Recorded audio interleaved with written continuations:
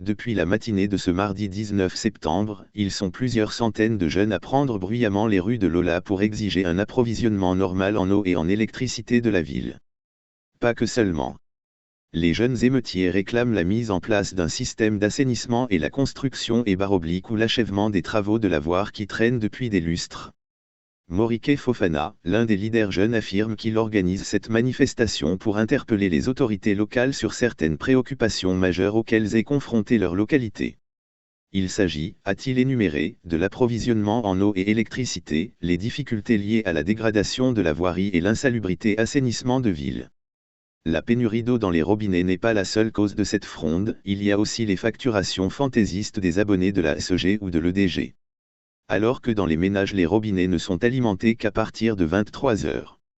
En plus, les manifestants dénoncent la qualité de l'eau qui n'est pas du tout potable. C'est la même réalité pour l'électricité. La qualité de l'eau de robinet est mauvaise. Elle est de couleur jaune et n'est pas potable. Ce qui signifie que nous ne pouvons l'utiliser que pour laver nos vêtements. Il est inacceptable que l'eau soit si rare et chère à Lola, s'insurge Moriké Fofana avant d'enchaîner pour l'électricité. Nous réclamons un approvisionnement continu de 18h à 6h du matin. Les factures sont toujours excessives et disproportionnées. Il semble y avoir deux catégories de facturation, l'une pour les personnes intellectuelles et l'autre pour les analphabètes.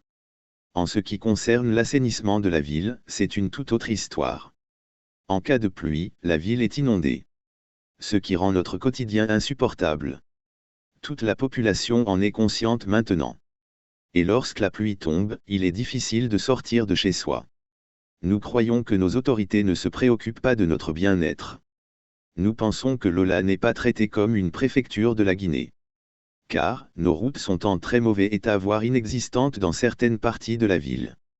Cette manifestation est pacifique, et nous espérons que nos préoccupations seront entendues. Une réunion d'urgence a été convoquée chez le patriarche de Lola. En attendant de connaître l'issue de cette réunion de crise, les jeunes continuent de protester dans les locaux de l'agence d'EDG et autres.